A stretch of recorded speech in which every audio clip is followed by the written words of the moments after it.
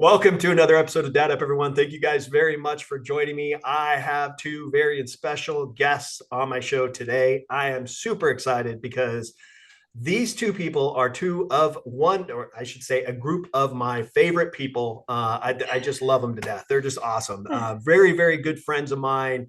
I wish we lived closer, but Seth and Melanie and Studley is their last name. Yes, that is not a pronunciation issue, nothing. It's Seth and Melanie Studley have joined me on Dad Up. I'm super excited to have you guys. Thank you guys very much for joining me. Thank you so much man. for having us. It's, we text back and forth and message and stuff, but like talking again, we just had you on our show too. Talking again, it's always a pleasure. So like the energy you bring, I appreciate the relationship. And same, I wish we'd live closer too. Oh man, it would be so cool. Dinners, hanging out, that'd be awesome. Yeah, so good. Listen, for you that are watching this, I mean, these people are like, good friends of mine, and I've never met them. I just gotten to know them over the last year or so. I've just gotten to know them, and they're just phenomenal people. They're phenomenal parents. They're a phenomenal couple. They're super close and super important to each other. But more importantly, they also are super close with their kids, which is kind of the basis of my show, being a parent. But one of the things that they're really, really good at, and I think it's an important topic that needs to be discussed today, is about our relationships as couples. But before we dive into all that, I want them to kind of go through kind of a back history, you guys, kind of your experiences and how you got into the things that you're doing now. Just kind of your experience for my listeners who may not know who you are. Yeah. So some background. I was born and raised in South Carolina, and I moved out to Seattle. Been here about 20 years, so I'm fairly well acclimated. I'm a licensed marriage and family therapist. Melanie and I have been married for about 18 years. We have 3 kids, and we went through some really, really tough times after the birth of our second son. We were looking to each other to kind of fill the holes that are not able to be filled by another person. We have to have that, like, whatever we're looking for, we have to fill that ourselves and like be complete and whole ourselves before we can go into a marriage. A lot of people don't realize that. They go, oh, marriage, this will be great. And then boom, a couple years later, like, wait a minute, what is this? I'm not happy. Oh, it must be your fault. Right. And we had fallen prey into that and probably should have been divorced a couple times over, honestly. And I'll let you tell your part of the story of that. Well, there's so much more to it than that. We had our first kid a few years into marriage, like 5 years in, and then we had our next kid 15 months later. And I was sitting there holding a 2-week-old, and our 1-year-old was sleeping in the crib. And Seth confessed to me that he had been lying and looking at pornography, which isn't the end of the world for some people, but in my world, it was the end of my world. And I did not know how to cope with that.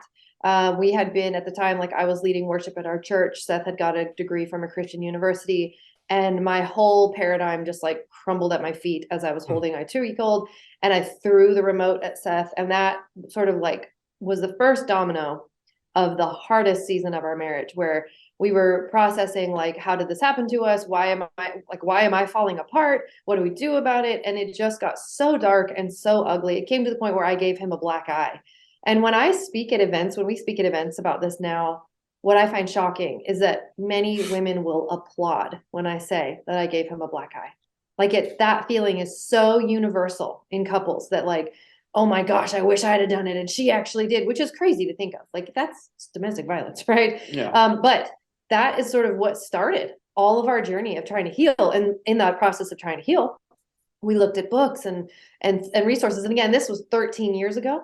So that was a much different time. Podcasts were like, I don't even know if they existed then. And books were typically either super vanilla or they were for the academic population.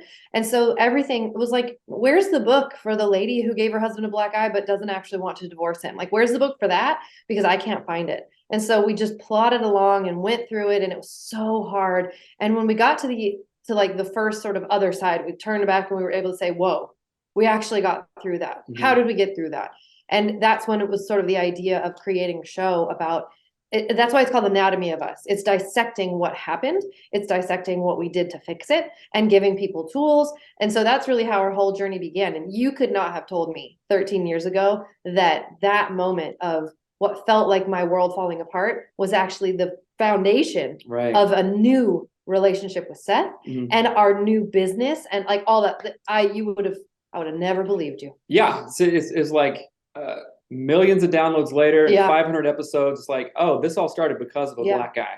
Right. Yeah. And oftentimes growth comes from the intense trials and discomfort and things that we don't want to face. Right. But if we're willing to go through it, to do the work and not to individually give up, and of course as a couple, it's like there's so many greater things on the other side. And we documented the whole thing and made a process of it and are helping. And we're still on a journey. We're still on a journey. You know, we're still on a journey. That's right. Well, let me ask you this, and I may get a little personal here, but if I am, just tell me to shut up. So Seth, back then, you had this, addiction or issue that you were dealing with. Was there a reason behind it? In other words, was this an escape? Were there issues in the marriage that you weren't real comfortable with? And this is why it led you to that path. Because I asked that because I too went through an issue, not that, but I had a drinking problem. And my drinking problem stemmed from how I was raised. I grew up around alcoholics. And then also my time in the Marines. I was just a drinker in the Marine Corps. And it carried into my family life. And I found myself one day heavily drink. I was still functioning. I was what they call a functioning alcoholic. I didn't drink when I coached and all that kind of stuff. I didn't drink and drive. I didn't do those kinds of things. But when I was at home, I was a heavy drinker. And I found myself one day watching TV, and I told my son, who was like 11 at the time, I said, "Hey, can you grab me a beer out of the fridge?" And he went to grab me a beer, and I went, "Wait a minute, what am I doing? I'm just teaching my kids about drinking by having them get me a beer. And I don't want my boys being raised like that. That's how I was raised." So I shifted and I had to pivot, and I literally turned it off. And over 13 years now, I've been completely sober because I just made that mental shift that my family was more important. And I used, thank you. And I tell you that story because I used my drinking as kind of my escape mechanism. There was a lot of stress and a lot of pressure I was on, and it was just my way to relax and escape. So I tell you that story because I want to know from you, what was the reasoning, or did you discover what the reasoning was behind your issue back then? Yeah, and it wasn't, and we talked about this a little bit, I mean, not us, but like on other shows, it wasn't an addiction. It was so normalized growing up and just in our culture. It's like, oh yeah, okay, well, whatever. And that sometimes being a psychotherapist, like we sometimes often we go to what we know. And if something is hard or discomforting, usually we try to do something to stop whatever it is. I mean, that could be drinking, eating, Instagram, Facebook, porn, shopping, alcohol, shopping, Amazon, Netflix, right? So a lot of this stuff is a coping mechanism. And I didn't have really good coping skills. Neither one of us did. We were just like, I don't even know how we made it. It was just like, we were so blind to a lot of things. But I do want to clarify, it wasn't an addiction. It was just something that had happened several times. And then at the church we were going to at the time, I felt really convicted. I was like, hey, this isn't right. I need to share this with my partner because number one, I want to do the right thing. Right. Number two, I want to be close to her. And this is something that doesn't bring us closer together. So let me put all my cards on the table and put it out there in hopes of us growing closer. It kind of backfired, but I know that's the thing that's so crazy. It's like Seth did the right thing, and I did the wrong thing. When I say backfired, it in the moment it felt like it backfired. Like, oh, I just shouldn't have said nothing. But it's one of the reasons we have all this stuff. I mean, it's one of the reasons that we have our third kid. Because we easily could have gotten divorced, but we stayed together, and now we have a kid and a business and a podcast and all that stuff. So yeah, oftentimes guys and women, we try to minimize pain, maximize pleasure in whatever that is. And if you're willing to go, wait a minute, this, whatever I'm going through, trial, tribulation, or whatnot, on the other side of it are great lessons to learn and behold. And once you know something, oh, guess what? Then you can teach something. And if we're willing to sit in the discomfort and just basically do right, there's a whole lot of stuff on the other side. And with us, me and Melanie, we're both growth mindset people. I don't want to leave anything on the table, like if that's like finances or experiences or relationships or anything like that. And I'm like, oh, wait a minute, I'm not going to let this get in the way, fear, anxiety, whatever, get in the way of this other thing that can be awesome. if that makes sense. I know that's not kind of went around, but that's hopefully that answered your question. No, it does, and I want to continue with it though, because I think it's important. This show is for parents. The show is for parents to help guide them through the raising of their children. But this particular episode is really for the relationships of the husband and wife, or the spouses, or the partner, whatever you want to call it, because I think that that's really the foundation of us raising children. Our relationships have to be strong in order for us to have well-managed, well-productive children and well-behaved children. Now, there are exceptions to the rules. You can have couples that end up getting divorced, but they still have very well-behaved and functioning kids because of the relationship they continue to maintain. But for the sake of our conversation, your guys' relationship, and speaking to parents out there that are struggling with a relationship, or maybe going through something with a relationship, for you guys, in your experience, when you guys were dealing through this 13 years ago, what advice would you give to parents, or a husband or a wife that may be struggling with something that they're having to deal with the other partner? Maybe it is an addiction. Maybe it is, maybe it's a gambling. I don't know, whatever it is. You know what, Seth, Melanie, I am struggling with something with my spouse right now. I'm struggling with something that she is doing or not doing, or he is doing or not doing. What advice would you give to parents or couples that may be struggling with an issue with each other? I would say right out of the gate, one of the things I wish we had done sooner and with more sort of fervor is reached out for help. So we did end up going to a Christian counselor at our church. And it took time. So I want to say this, like, caveat: the first Christian counselor we went to was terrible. It was at the same church, one room over. This dude had no training. He was not an actual therapist. Like, he was just like, the church went, yeah, you can work with couples. The dude basically told us, well, some people just get divorced. Shrug. And we're like, I'm sorry, what? Like, I have babies, and I don't need to hear that some people just get divorced. So that was the first person that we went to go see. But we didn't give up after that. And we went and saw a different dude who was a therapist. Like, he was a clinical therapist as well as worked at the same church. And that was a game changer. So if you're going through a season with your spouse and you've got kids of any age, the first thing I recommend is don't try to do it alone. If you could have done it on your own, you would have done it by now. That's your sign that you need someone to help you, right? So that's the first thing. I would say that the second thing is, don't just blame your spouse. Like, you're a part of this combination here. Like, it takes two to tango. I know that sounds a little bit silly, and sometimes that's hurtful to hear if your spouse is the one who, quote, caused the problem. So that's how my behavior when we went into this, I was like, well, Seth is the one who did the wrong thing, even though I'm the one who gave him the black eye. I thought my actions were justified, his were not. My actions were a response, his was like a choice, right? So I don't know, right out of the gate, drop your ego at the door. And like, and to piggyback on both of those things. So like, if and you came up with it, and like, okay, the two number one pieces of advice, if that makes sense. We have two number ones here, right? Not a runner up. Is get help. Yeah. You can't do it alone, right?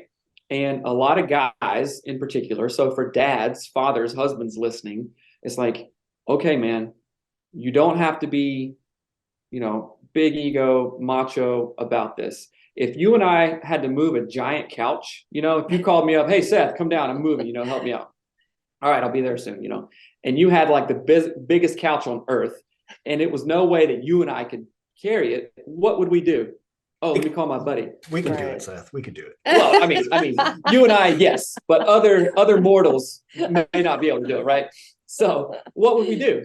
Hey, Johnny, can you come over, give us a hand? We would ask for help, and we wouldn't think anything of it. Oh, I'm a wuss. I, should be able to do this. Baby, right? Can't move the couch. But guys with emotional things, that's how we approach it, right? So if you are going through something difficult, marriage, work, whatever, personal, go get help. Either if that's with a trusted friend, I know you're a huge advocate of your board of advisors, other like-minded men around you, or women for women, or a therapist. Go get the help, right? Number two, once you start going to get the help, because this was literally our process, that counselor, that therapist looked me dead in the eye and said, Seth, what are you doing, man? And he was older, so I respected him. What are you doing?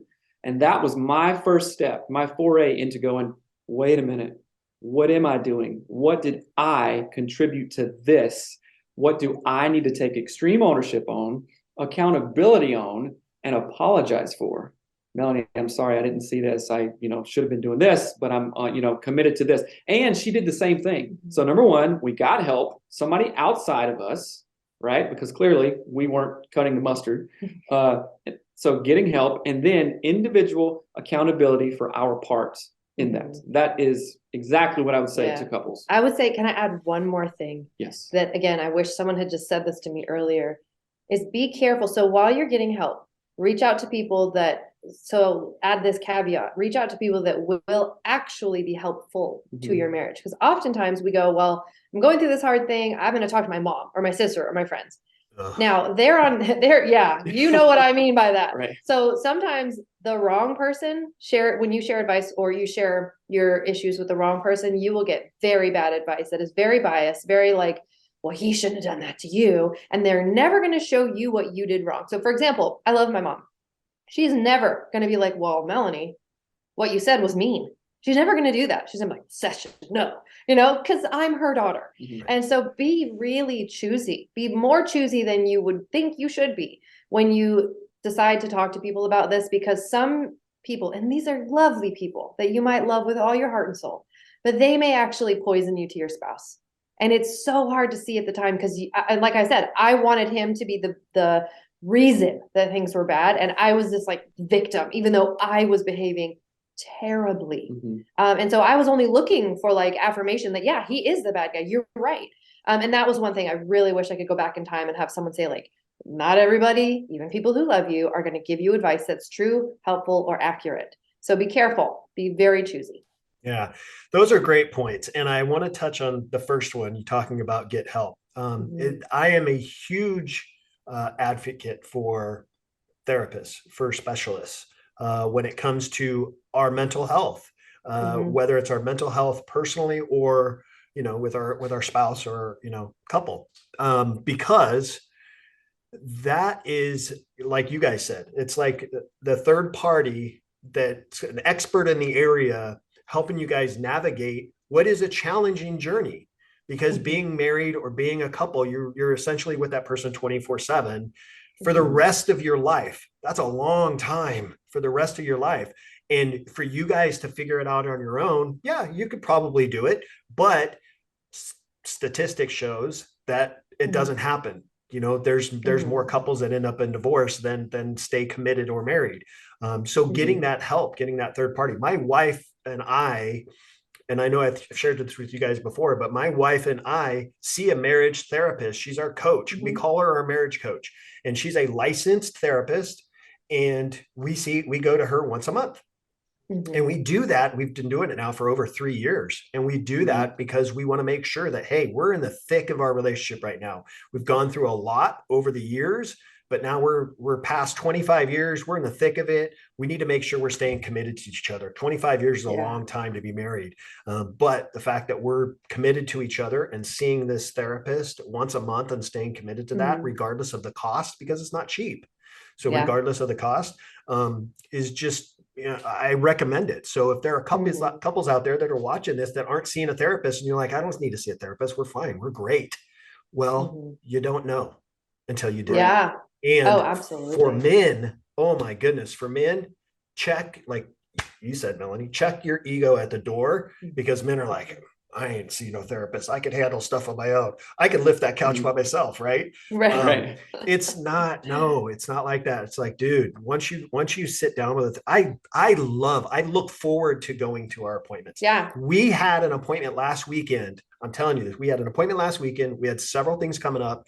My wife said, you know what, maybe we should postpone this weekend, and because we got a lot of things going on this weekend, blah, blah, blah. And I said, no, I want to go. And she's like, oh, okay, that's fine. Now she was like just saying it because we're really busy. And I'm like, no, I look forward to it. I want to go. She's like, okay. So we showed up. But yeah, seeing a therapist, it's just, gosh, she's our coach, and I love it. Yeah. I love we go to a therapist once a week, and I love it. it's like, so I look forward to it as well. And our therapist is rad. So Yeah, Yeah. and the one misconception of therapy. So I am a marriage therapist, right? And a lot of times couples come to me when the wheels are falling off, yeah. Right. right? But it's the wise couples, and I'm not saying that other couples are dumb or anything like that, but wise, intentional couples get that maintenance Yeah. or keep that maintenance going like you guys once a month. And that is what we're doing now, because sometimes when you're sitting in the therapist office, it's a different environment. You're calm. The conversation is facilitated. Mhm. You can begin and start to think about things that if we were on a client call this morning, and I was like, sometimes these past hurts or whatever, or just things that kind of like rub you the wrong way. It could be years ago. It's like having an open window on your computer. And over time, especially over 25 years, we've been married 18 years. That's a lot of open windows that we may have forgotten about, right? And what happens to your computer when you have 1,000 open windows? It runs slow. Mhm. Why is this thing going slow? What's the deal? It had more horsepower, 5 years ago. What's the up? And so what we begin to do in therapy, even things that you haven't thought about, Right. you're beginning to go in and close those windows. Mhm. And it doesn't mean that your marriage is doomed or messed up or you're so crazy or whatnot. Right. It's like putting new spark plugs in a car, Right. kind of thing. It's I was like, all gonna say, right, my fuel mileage is way better and Yeah. it's a little peppier. We don't shame maintenance of any other form except for relational maintenance. Like Mhm. you wouldn't shame someone for putting new siding on their house or a new roof. Or like, well, it's leaking. It's causing damage in the rest of our home. Mhm. You wouldn't be like, oh, weakling, putting on a new roof. Get over it. Like that marriage is about the only place, or personal health is about the only place that we shame maintenance. No, exactly. And that's one of the reasons why I love our coach, because I think, Mhm. listen, when we're out of shape and we're going to go to the gym, we're going to hire a trainer to show us Yeah. what we need to do, show us the foods we need to eat, show us how to work out. When Mhm. we're feeling sick, when we're not healthy, we'll go to the doctor to give us medication to help take care of us. Pro athletes have coaches. Yes. Athletes, Yeah. they're paid, they're already an expert in their field, yet they have Mhm. Tiger Woods has a golf coach that he works Right. with constantly. So those are just Mhm. examples. Why not? And this is the same reason why I have a board of directors. Why Mhm. not have a coach for our marriage? Why not? Mhm. I mean, like, Yeah, coaching. Yeah. Oh, sorry. I'm all no, I jazzed. was just going to Gonna say cut you that, off. like you said, Seth, too many people come to you when their problems are massive, and then it's like this battle to get them back to a healthy relationship. But if imagine you're driving down the road and you don't take care of your car and the transmission falls out, now it's going to be Yeah. really expensive to fix. But if Right. you kept the maintenance up over time, your Mhm. car is going to continue to run fine, and it's going to continue to run longer. It's the same thing with our relationship. Mhm. Absolutely. So with our coaching business, high performance marriage coaching, we've had a ton of couples come through, and the couples that come to us when the wheels are falling off, there's more work to do. So Right. much more work. But the couples that come to us and go, oh, wait a minute, things are pretty good. We just want to like level it up and be shown our blind spots and all that stuff. It seems like those clients just open up, Right. like flower up. It's Oh, like, yeah. okay, full throttle, no red lights, they just go, right? And it's a different dynamic. And I'm not saying like, oh, those couples are wiser or whatnot. We're all where we are. But it is wise, just like anything in life. Oh, my computer, time to, clean it up or empty the garbage or whatnot, or like spring clean here. It's not, until like the garbage is overflowing and it's gross when you do Mhm. something. No, Yeah. that's not how we treat it.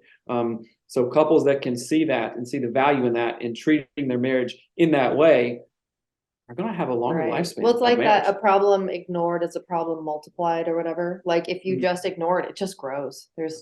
It becomes a huge problem. Like you said, when the transmission falls out, that now you're not driving anywhere. Right. Right. You're stuck for a while till you fix that.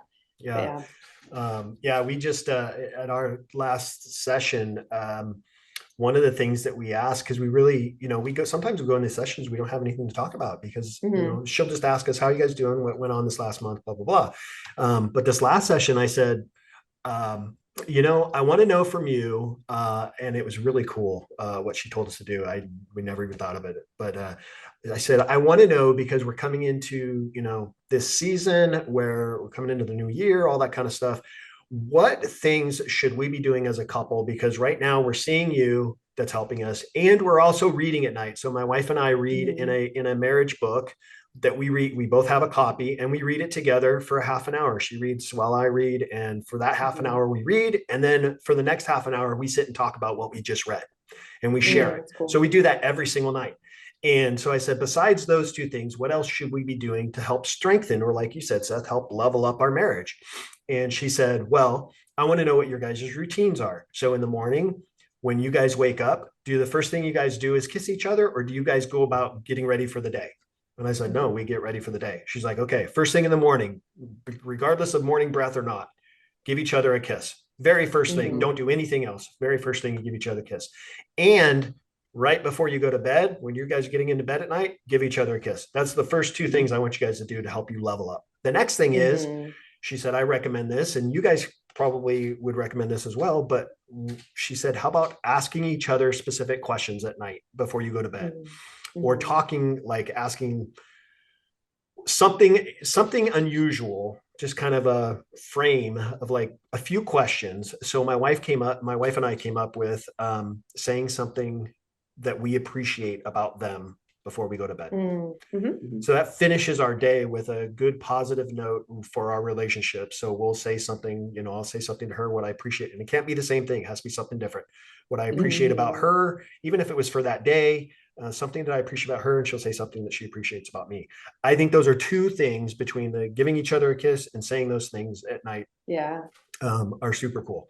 So I want to know from you guys, because you guys have busy lives. You guys are running a business. You guys are running a podcast. You guys are running around with the kids. You guys are dealing with snow, all that kind of stuff. I want to know from you guys, what is your guys' rituals as a couple to help the relationship stay strong? Well, okay. We have a couple, and maybe you're thinking about what I'm thinking about. I'm probably thinking what you're thinking. All right. What are you thinking? You go first. Well, it immediately makes me think of, it's gonna feel like a story for a hot second here. But I created what's called the Power Couple Planner. And I created this actually for a client initially.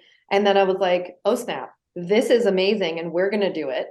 And basically it's like you're looking at a week at a time, and it's a planner for couples to prioritize your marriage. That's all it is. Now, the planner itself has a bunch of extra stuff in it, like conversation starters and date night ideas and whatever. But really, at the end of the day, it's about systems for success. So you mentioned that like professional athletes have coaches. They also have plays that they run, practice that they do, and systems that they follow. Talk about plays. All the plays, right? Right. Coaching basketball, right? And so stuff and all that. Yeah. And so the way that I looked at it, I took this idea of like, well, like business success or sports success. So why don't we overlay this into a relationship? That means consistency. It means showing up for, like, you have to have a moment where you're planning the play. So that means like on Sunday morning, we have in our planner, we sit down with our coffee and we talk about our week. We look at our schedule, and we don't only talk about like, well, Mariner has to go. Our son's name is Mariner. Mariner has orchestra, or Tough. Our middle son's name is Tough Studley. You're welcome. So Tough has, he wants to go to the skate camp in Tacoma. So we go and we talk through our day, the logistics of our week, but then we plan, like capital P, plan. We're going to sit and snuggle on the couch on Tuesday. We're going to go get sushi on Friday. We're going to take a walk at the church on Wednesday. Like, we plan in all of these connecting moments, because if we don't, so like what, if you fail to plan, you plan to fail, right? That idea. If we don't schedule these things in, nobody's going to do it for us, and they just won't happen, because we've got 3 children, 2 dogs, the one that's pregnant. We're going to have puppies in February. Like, life is busy. Things just go. And if you don't plan these things, they will not happen. Now, was that easy to create and to implement? And are we perfect at it? No. It takes time, because it's like really clunky at first, and it feels really like, kind of feels lame. Like, what? I'm going to plan my, it just feels kind of dumb, but it's so powerful. We also plan intimacy. So like, it's in our planner on our schedule, the nights that we're going to be intimate. So that is huge for couples, because there's often this dance of, well, I'm not going to say anything unless he says something. And then he's like, well, she hasn't said anything, so I won't. And so there can be, people will fall into the streaks of never having sex, because it's never on anyone's radar. No one knows how to talk about it. So that is my answer. My answer is the Power Couple Planner, which will be coming out soon. Which is great. And that has everything about intentionality on it, let's being on the same page, all this stuff. But it actually wasn't what I was going to say to Bryan's question. we have another thing that we created called PIGS. Oh yeah. And this is something, so PIGS is an acronym. It stands for prayer, intention, gratitude, goals, and service. We spell it wrong. It has 2 G's. It has 2 G's, right? But this is a practice that we just came upon. We're like, well, wait a minute. Okay, let's continue to be intentional around this. And of course, in our relationship, that prayer time is important, right? It's important to us individually. And of course, it's strengthening and covering and important to us as a couple. So this is a daily routine that we do. So we open with prayer. Sometimes Melanie prays. I think most of the time I pray. And then we share our intentions for the relationship. Today, I intend to be an attentive, listening husband. And your intentions are like how you want to show up for the relationship, not what you want to do that day, but like I intend on, and it's always based on what you struggle in or what your partner has said they need more of from you. So like, I know that I struggled to be kind of soft and gentle with Seth. And so my intention today might be like, I intend to be more loving and like physically affectionate to you. That might be my intention for the day. So that's the intention for the day. Next, goals. Okay, goals and intentions sometimes can overlap, but your goal is the larger picture. Like, what are you doing? Right? Like, okay, my goal is to continue to show up and be intentional like this so we have less fights, more connection, more fun times, right? And it can be like to mow the lawn. Like it can be actual goals. Yeah, to a degree. And then, of course, gratitude. Like you said that you do with your wife. What is one thing that you did today or last night that you appreciate? You know, Melanie, I appreciate how you always show up for the kids. You're a really good mom. You show up, right? I appreciate your guacamole you made last night. It was delicious. It was some good. It was fresh, right? Just little things like that, right? And that feels good. You know, like everybody listening likes to get some sort of accolade or like compliment from their partner, from their spouse, no matter how bad or good your marriage is. So, and then that's gratitude and whatever goals, and then service. Hey, Melanie, how can I show you love today? In your love language, I don't care what it is. Hey, Seth, I would really appreciate it if you mop the floors today.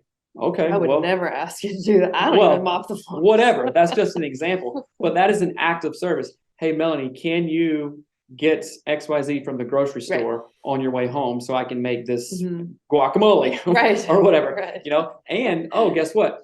Doing that day in, day out, it becomes part of our routine. Just like your therapist said, hey, what is your routine? What do you guys got going on? And that is a time where we can set aside that time, be intentional about it, and rely on that time too. And I'm going all the way back to one of your opening statements, like, okay, why is it important for couples to be on the same page? And how does that have implications in the family? Guess what? If we are on the right page, if we're connecting emotional intimacy, physical intimacy, spiritual intimacy, all these things, guess what? Guess who benefits from that? Yeah. Your kids. Massively. In a zillion ways. I mean, all the research shows. And kids can join you in PIGS too. That's awesome. Which is pretty cool too. Like research bears out like, okay, more is caught than taught, right? So if my sons see their dad praying with his wife, what might they do? You know, oh, that's important. Okay, I see that. You know, and same thing with our daughter. Oh, okay. Mom just thanked dad for, I don't know, being a good dad or showing up or something. Oh, that's cool. So more is caught than taught, right? So as we are laying that groundwork and being intentional for our own relationship, it just goes, okay, now it has exponential effects outwards to all kinds of stuff, mainly the kids. Because if a kid feels safe, seen, soothed, and secure by their primary caregivers, me and mom, guess how they're going to interact with the world? Oh, they're going to, whoops, somebody's calling me. They're going to show up, right? They're going to be secure. They're going to take appropriate risks. They're going to show love to their brothers and sisters and whatnot, right? So it just has, it has so many effects. And like all the research talks about, like, a stable household, a stable mom and dad relationship is so beneficial in so many areas. And again, not saying that divorced parents, you know, if you come from a divorced family that you don't or can't have that, but it is different, if you know what I mean. No, that's awesome. And I love that pigs. That's awesome. So, hey kids, we're gonna be pigs today. So that's very cool. But I want to touch on what Melanie talked about, the scheduling thing, because that's really important because we are so attuned to putting things on our schedule, like meetings or the podcast episodes, or, I have to call this person today, or I have to go to the doctor and do this today. So you put that stuff on your schedule, but no one ever thinks about putting their couple time on their schedule. My wife and I, you guys do it on Sunday morning. We do it Sunday evening. We sit down, we'll be watching TV or whatever, but we'll say, okay, what do you have going on this week? What do I have going on this week? And then we, correlate our schedules to make sure, and we plan our family time. All that kind of stuff is all scheduled and on our schedule because, as you said, if it's not on your schedule, it will get pushed to the back burner and it will get completely forgotten. Now we know that there are things that happen throughout the day that just throw a wrench into our schedule and it just messes it all up. That does happen, but the chance, if it's on your schedule, there's a better chance of things happening, things getting done. And that includes us as couples, showing up for our kids, showing up together for our kids. The fact that you guys use pigs as a way to strengthen your relationship. You're right, Seth. It just trickles down to your kids. You're showing your sons, hey, this is how a lady should be treated. Whether it's my wife or my girlfriend or another person, this is how a lady should be treated. And you're showing your daughter, this is how men should be respected and treated. So that is super important that you guys are showing that to your kids and they're getting involved with that. I think that's great. So A+ for that. Yeah, absolutely. Yeah, it's super fun. I will say it's super fun to do pigs with kids because we have them say gratitudes about each other. So like getting your 10-year-old to say what they're thankful for about their 15-year-old brother is very cute. And it's like a good practice in empathy and care and all of that. So just want to throw that in. Well, let me ask you this. So, all right, you guys have the perfect relationship. You guys are just, everything's great because you guys are so in tune with each other and you got a perfect family, Okay, so what's wrong with Seth and Melanie? What are you guys, what challenges are you guys facing right now as a couple that you guys are having to navigate through? Well, first off, nobody's perfect, right? And everybody has stuff. And maybe you run into this like, okay, you have a show, we have a show. There's sometimes a pressure to feel like, oh, well, I can't talk about that because I'm a therapist and we have a marriage show, or like you're a coach and this, you're talking about being the best dad ever. But I have found that when we have shared our struggles, that's when people go, oh, yep, I can relate to that. Yep. Helps I us can relate too. to that. It normalizes it. And I heard this term a while back, and I don't know who created it, but there's this thing called the power of going second. And we, like folks who have shows, yourself included, us and others, give listeners the gift of going second. So if I come on the show and go, hey guys, what's up? I'm a licensed marriage and family therapist, all this stuff. We have a show. And you know what? I freaking blew it last night. I went off on Melanie and, said she was just like her mom or called her names and this and that and that. And I need to own that. I don't know. I mean, maybe I was stressed, something that I hadn't dealt with in the past. It came up and sorry, guys. Sorry, Melanie. But yeah, I blew it. So that gives other listeners the gift of going second. Like, whoa, okay, he just talked about it. And he said, this is how he gets through stuff like this. Maybe I'll try that. Maybe I will go to therapy because my wife's been asking me for 100 years and I haven't. Well, maybe I will. I'll try it out. So it's like that little thing. We never know what we say or sometimes don't say that can have an impact on people. So saying all that, it's like, yeah, we're not perfect. And the thing, okay, let me see. I know what it is. Okay, go. Well, it's actually the reason I reached out to you, which I love. I just love that this is a part of our journey, like as friends. So we went to Mars Hill Church. So this is going to back up a bit. We went to Mars Hill Church out in Seattle. It was like Seattle's first mega church. Mark Driscoll was the leader of it. We went there for 10 years and it was awesome. There was lots of like goofy things in the church itself, but the church community that we were in was a huge part of our very first years of our marriage. Like that's where when we first started dating, we started going to Mars Hill. So it was in our relationship from day one.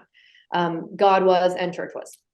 And then if you're familiar with the story of Mars Hill Church and Mark Driscoll, it fell apart in 2014, I think. And so the church actually just like exploded in this really terrible way where because it had such a big draw, it had people from all over Washington. So we used to drive from Olympia all the way to Seattle, which is like an hour and a half. That we would drive 1.5 hours one way to go to church when we were first married. And so that meant we didn't have a local community. Our local community was actually like our church community was made up of people driving in from all these different areas. And when the church fell apart, we lost that community, that church community. And at first we couldn't see that there would be an impact from that. And we kind of tried to go to different churches. We sort of church hopped for a while, but we never found anything. Also, there was trauma from that. There was trauma from like, we trusted a person who, you know, like the leader of our church, we trusted Mark to be a good teacher, a good man, a blah, blah, blah.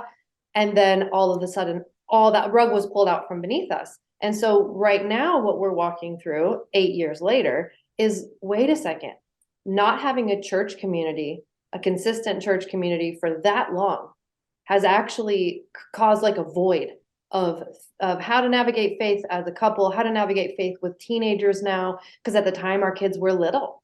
And at the time we just popped them into Sunday school and no big deal. But now they've been out of that. And so for us right now, I would say the real challenge, I don't know if it's a challenge, but what's ahead of us is reintegrating God into our marriage in a different way. Even though you just heard us say we pray all the time, right? But reintroducing and reintegrating God into our parenting, because our kids are not acclimated to church life.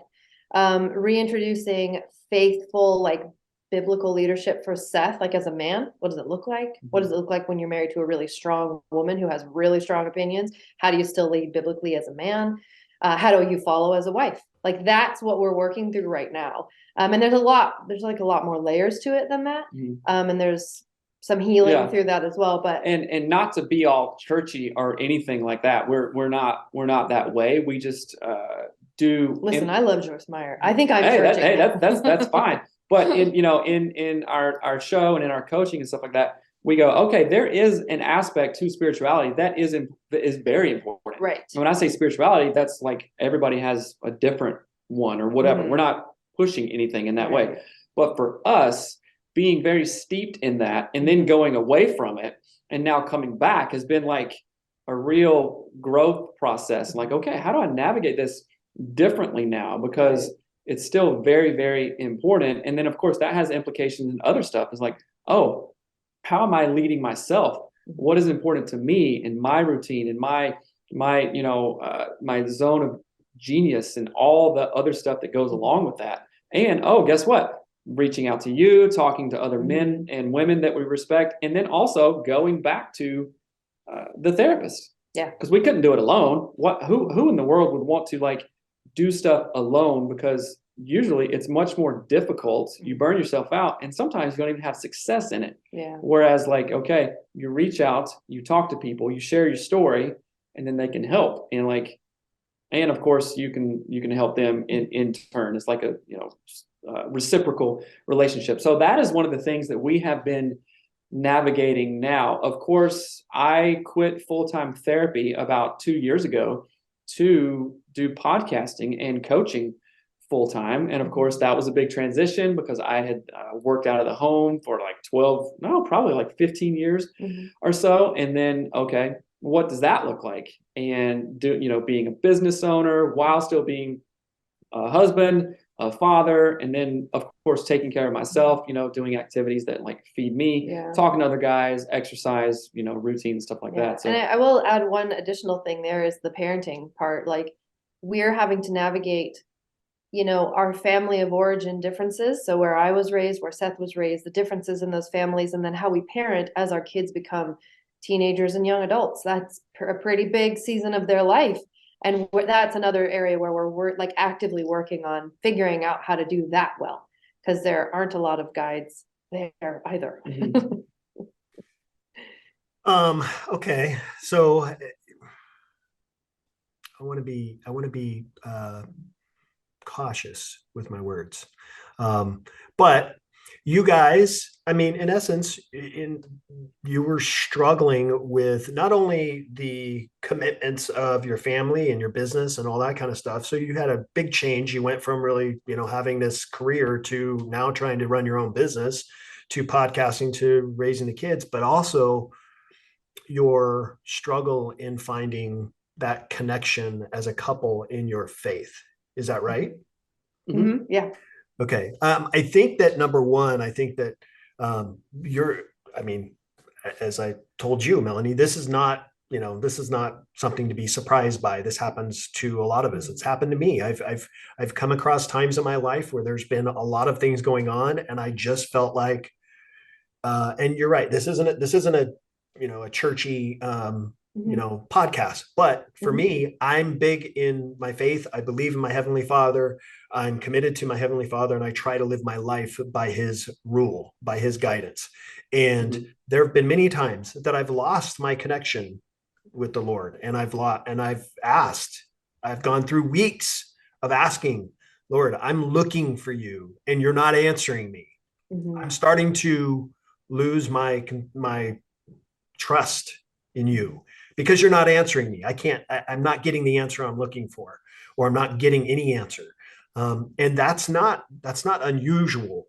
A lot of times I find that, and what has helped me is a lot of people have told me that, look, it's not that he's not there. It's not that he's not listening. It's not that he's not giving you advice. It's that you're not listening good enough, or you're not listening in the right way, or the devil is working in you and getting a stronger grip on you. There may be couples that may be struggling in their faith right now, struggling in finding that connection with the Lord. Don't be afraid of that. That's not something to be concerned about. But I love the fact that you guys start off with prayer as a couple, in your pigs analogy, going back to that, because that's one of the first things you can do when you're trying to recapture the connection with your faith, is pray. Pray. Just ask, pray. And maybe it takes several times throughout the day. Maybe you're praying every hour. I don't know what it is, but whatever that is for you, do it. And continue to do it and be consistent about it. So you guys doing that as a couple just proves that, yes, our connection to our faith is strong and powerful, and we want to have this connection even stronger, and we're going to start with our faith as a couple in prayer. There's two things I want to say about that. One is that I didn't realize until recently that I had massive unexpressed expectations, like uncommunicated. I did not share them with Seth, but because we are believers, I had all these expectations of him and I'm saying this because that was creating tension. That was creating conflict in our marriage because we weren't resolving it. We weren't looking at it and saying, wait a second. And so I had all of these like unexpressed, uncommunicated expectations built on the faith side of things. And so I want to point that out because I think it's really important. The other thing too is, what were you going to say? Because you were tapping we hit each other when we want to talk. I'm like, don't. No, it's my turn. But I do want to talk about prayer alarms. Yeah, well, that's what I was going to say. And let me just set up the stage here. So when we were in the very thick, just really terrible times, like Melanie gave me a black eye, there was other stuff. And I, at one point, we talk about this in season 1 of our podcast, is the episode is called Hide the Guns, right? And at one point, Melanie was having a really, really hard time, very dark night. And I thought, literally, okay, if I sleep tonight, I might get stabbed or shot. So, and again, this is crazy, and this is not an exaggeration. If couples are experiencing domestic violence, get help immediately. I know it's a very touchy subject, but we talk all about it, so you can go listen to those episodes there, and you can find them on our website at anatomyofus.com. We have all of that season is available. So So there was one night, very late, very dark. I thought, you better not fall asleep tonight, which is very, very trippy as a husband. No one gets married and goes, let's see, should I sleep tonight or run the risk of getting stabbed by my wife? Oof, that's big, right? So I pushed a couch in front of the door in our living room. And are you kidding? It was that bad. It was terrible. Yeah. Oh my gosh. I'm sorry, you guys. I mean, that's why when I say we share this, and we share all of this in our podcast in the first 13 episodes, and you can go listen. We have a workbook because we process it out. Like, it's not just like we don't glaze over it. This is a big deal. So on that night, I remember it was like a green couch, pushed it up against the thing, and I was just on the floor sobbing, like, I don't know what to do. Everything is falling apart. This is insane. I guess it was a pretty fairly, you could say, a crisis moment, right? And so I started like just calling out to God. God, I don't know what to do. Obviously, nothing is working. What should I do? And it was one of the times in my life, it was like there was nothing that I could hold on to except for God. Only God, the only thing, right? And so that's when I decided, okay, I'm just going to pray. And so I set prayer alarms, and I prayed, I kid you not, for a year and a half, every single day when we woke up, 9 a.m., 12 o'clock, 3 p.m., 6 p.m., and then at night. Prayer alarms. No matter what I was doing, where I was, I would stop, lead the prayer. So first of all, I was leading the prayer, so taking that leadership piece. And he was praying with me. Sorry, you didn't say yes, that. Like, sorry, he was praying calling, with me. calling Melanie, or if we were in the same proximity, saying, hey, 3 o'clock, let's pray. Sometimes she would be like, hell no, I don't want to pray. And I would do it anyway. Or other times, thank you so much. This is very important. So going back to like, yes, very solid in prayer. And then it seems like, okay, things we got on the other side of the storm, things aren't crazy. We have healed a lot of things. We've reconciled. We're getting back into a routine. Okay, then that lasts for about 10 or 12 years, right? Not praying, kind of the church falling apart. We're kind of bitter at like a bunch of stuff. Oh, well, and I became very cynical of the church. And then I think there's a correlation around the time when I left my full-time job and we started the business full-time. Obviously, there's stresses of a business. There's a lot of like different adjustments going on. Okay, now I'm home more. We're working in the same proximity. What is this? And that's like following COVID. There's COVID, like yeah. the social aspect of it was huge. So there's a lot of stuff, right? And so for a long time, got away from prayer and like, having these same arguments, these like, missing the mark over and over and over for a couple of months. Like, I mean, I would say like 8 months. And then like, oh, wait a minute, I'm feeling more anxiety, a little bit of depression. What's going on? And I finally realized, and this was probably just 2 months ago, I would say, I'm like, I remember it very distinctly. I was like, God, it's like I came back to that moment when I was scared for my life, saying, all I've got is you, God, right? And I came back to that. I was in the middle of a river. I do the cold immersion Wim Hof stuff, So in the middle of a really cold river and saying, God, I surrender.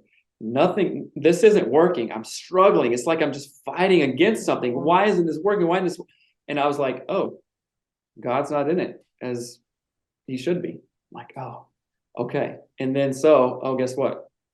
Praying again. I'm reading the Bible again. Again, I know neither one of our shows are churchy or whatnot. This is just what I do, right? Like getting back in the Bible again and seeing it with actually really different eyes. Like, oh, I've read the Gospels a million times. What is that? That hit different that time. Wow, that's crazy. And just getting back into that consistency. So I don't even remember what the question was, but that was the process of where we were in the craziness. Healed, got away from what helped us out so much, and now coming back to it. And being a dad, maybe this will resonate with dads. So being a dad, I have 2 boys, right? We have 2 boys and a daughter. And I, as a father, would do anything for my kids, right? This even like makes me emotional. I would do anything for my kids, right? You would. And man, Bryan, why are you making me cry, man? No, I'm just kidding.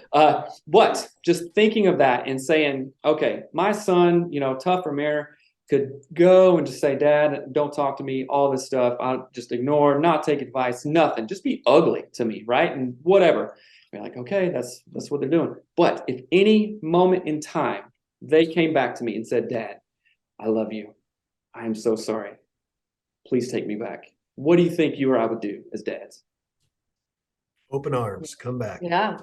Open arms, feast, everything, just like the prodigal son story, right? Yep. And it hit me in a way that never, ever, ever, ever hit me before. That's what God did with me. And I was like, man, that is so strong. That is so powerful. It's so meaningful, and that just, it brought me back, Amen, man. I'm proud of you, dude. Yeah. I'm proud of you, man. That's really awesome.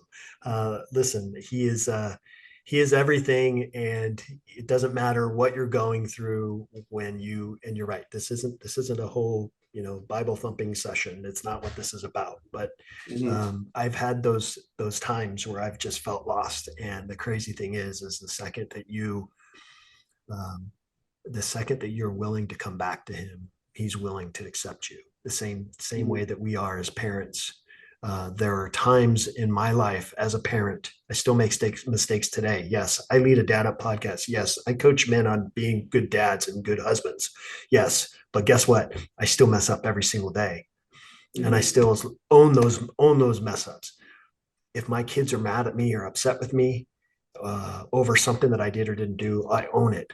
But if they ever say that they don't want anything to do with me, trust me, I'll be crushed. But the Mhm. second that they go, you know what, Dad, I shouldn't have said that. My son and I have had those instances where he said, Mhm. he has said some things to me that I'm just shocked. Like, I cannot believe you just said that to me. Like, Mhm. if you were like a stranger, a grown man outside my house right now, I would throttle you for what you just Right. Right. said to me, that kind of thing. Right. Like, I cannot believe you just talked to me that way. And he's come back to me and said, I was wrong. I shouldn't have talked Mhm. to you that way.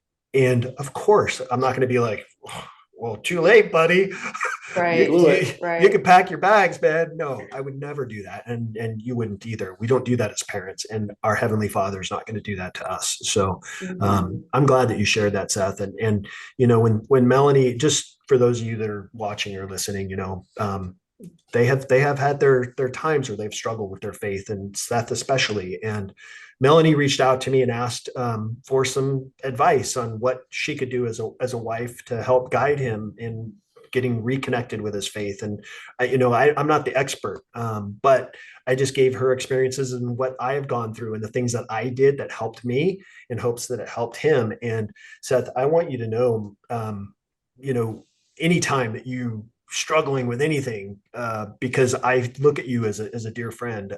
You know that you got my number. You know that you can always reach out to me day or night, and I'll do what I can to help you. But I'm proud of the Absolutely. journey that you've been on, the journey that you've gone through, the challenges, the ups and downs. I'm proud of it all because it's made you who you are. You're the man, Mhm. you're the husband, you're the dad that you should be, and God has you right where He wants you, Mhm. and you're doing the things for him the way that he designed. And the same thing with you, Melanie. You're a phenomenal wife and spouse and leader for women. And God has you right where He wants you. Mhm. So you guys continue doing the things that you're doing. I'm really grateful for our friendship and our conversation today. I love you both dearly. Like I said in the beginning, I wish we lived closer because I look at you two as really good friends of mine, and Mhm. I'm excited to continue this friendship and where this journey takes us both, or all of us. So Yeah. um, Yeah. for my Man, listeners, go ahead.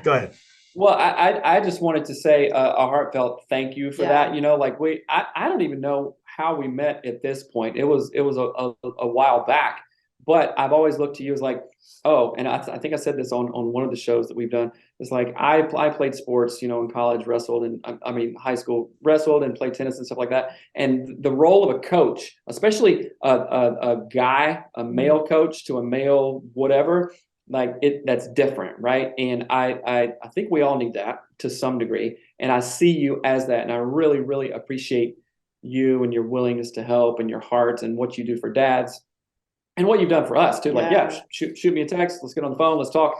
More guys and women need people like that. Yeah. Just like your board of directors, you're like, yep, can't do this alone, we get outside help. Mhm. We need that.